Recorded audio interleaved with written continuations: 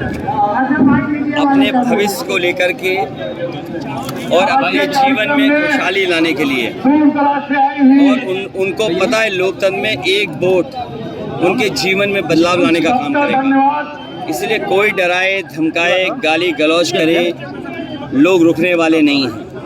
पहले भी इन्होंने कई बार प्रयास किया इस तरह का, लेकिन इस बार ये जनता का चुनाव बन गया है।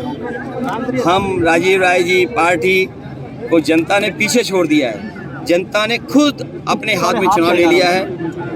भारतीय जनता पार्टी हर जगह हार रही है। नारायण राय ने कल घोषी में कहा है कि नारायण राय ने किया अपने बार पीडीए का नारा, लेकिन उसके बावजूद भी जो बीजेपी हो या प्रधानमंत्री वो आरक्षण को लेकर अलग बयान दिया करते हैं। देखिए, आरक्षण को अगर किसी ने छेड़ा है और खत्म किया है तो वो भारतीय जनता पार्टी। उन्होंने पिछड़ों का, दलितों का, आदिवासियों का आरक्षण छीन लिया। और ये जो तमाम, चाहे वो आपके घोसी वाले प्रत्याशी हों, काशी वाले प्रत्याशी हों, इन्होंने सबने आरक्षण छीना है। बीजेपी के जितने प्रत्याशी हैं जो पहले मेरिट में, जर्नल में पिछड़े, दलित और आदिवासी के बच्चे आ जाते थे, इन्होंने अपने सेक्शन में उनको रोक करके इन्होंने सही मायने में पिछड़े, दलित और आदिवासियों के आरक्षण के साथ खिलवाड़। कल नारायण राय ने घोषी में कहा है कि गाजीपुर, मऊ और बलिया तीनों सीटों पे 3 दिनों में समाजवादी पार्टी की 13 ही कर दूंगा। क्या कहेंगे उनके बयान को लेकर? 13 दिन बाद होती है। कहें समय बहुत कम है। ना 13 दिन बाद होती है।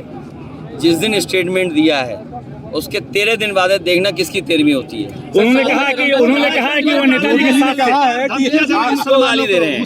ये गालीबाजों की लोकतंत्र में कहीं जगह नहीं है। जनता अपना वोट अपने विवेक से, अपनी समझ से डालेगा। और ये गालीबाज लोग, ये दल बदलू लोग, स्वार्थी लोग, धोखेबाज लोग, इनका कोई चरित्र नहीं है। इनका चरित्र केवल स्वार्थ है। और कभी आपके साथ, फिर हमारे साथ, फिर उनके साथ, फिर उनके साथ भी नहीं। मैं आपसे कह रहा हूँ, इंडिया गठबंधन की सरकार बनेगी, आप देखोगे सबसे पहले कौन भागेगा? कौन भागेगा? आप लोग लेंगे ओम प्रकाश राजभर को? नहीं, हम तो नहीं लेंगे, लेकिन वो प्रयास तो करेंगे भागने का। ये स्वार्थी लोग हैं। इस बार जनता ने मन बना लिया है, कैसे कोई भी स्वार्थी लोगों को मौका नहीं मिलने जा रहा। योगी जी कह रहे हैं कि आरक्षण इंडिया गठबंधन समाप्त करने वाला है और धर्म के आधार पर मुस्लिमों को देगा। मैं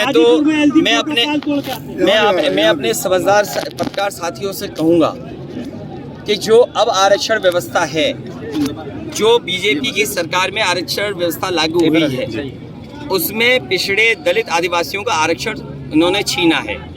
और जो 50% स्लॉट है जिसमें अगड़े EWS हैं, तो अगर हम EWS को निकाल दें, जो 40% का ब्लॉक है उसमें धर्म है, तो आप सोचिए अगर 40% जो ऊपर वाला आरक्षण है, अगर पहले वाली आरक्षण व्यवस्था होती तो इसमें पिछड़े, दलित और आदिवासियों के बच्चे भी आते। उनको अपनी सीमा में रोक दिया है। तो आप बताइए, धर्म के आधार पर आरक्षण किसने किसको ज़्यादा दिया है? तो ये बीजेपी ने जो ये व्यवस्था लगाई है, सही मायने में पिछड़े, दलित, आदिवासियों का आरक्षण छीना है। और धर्म के आधार पे जो लोग मेरिट में आएंगे उन्हें ज्यादा आरक्षण मिला है। तो जो लड़ाई है वो लड़ाई है कि जो आबादी में ज्यादा हैं उनको आरक्षण कम मिल रहा है, और जो आबादी में कम है उन्हें आरक्षण ज्यादा मिल रहा है। मऊ की घोसी सीट पे भूमिहार और राजभर जो चल रहा है मामला, इसको लेकर क्या कहेंगे पॉलिटिक्स पे? इन PM, CM, राज्यपाल, मंत्री और कई उपमंत्री, गृह मंत्री और बिजली मंत्री, तमाम मंत्री हैं। अच्छा, बिजली मंत्री से पूछो, पूरा प्रदेश अंधेरे में है। कश्मीर में आतंकवादी, बिजली का असर बहुत बड़ा, पूरा प्रदेश अंधेरे में है। और मैं आपको बता के जा रहा हूँ, क्योंकि ये चुनाव इन्होंने गर्मी में कराया। गर्मी में प्रेस को परेशान किया, हमें किया, जनता को किया। गर्मी की वजह से भी हारने जा रहे हैं। इनकी जो अहंकार की गर्मी है, ये अहंकार का जो बुखार है, इस वहाँ का वीडियो मंगा लो, फोटो मंगवा लो, सब माफिया उत्तर प्रदेश के उनके मंच पे थे।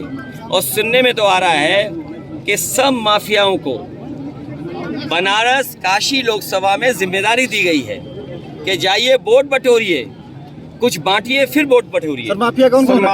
इशारा किधर है आपका? आपको सब पता है। मैं फिर कहता हूँ कि सरकार को एक लंबी सूची जारी करनी चाहिए माफियाओं की।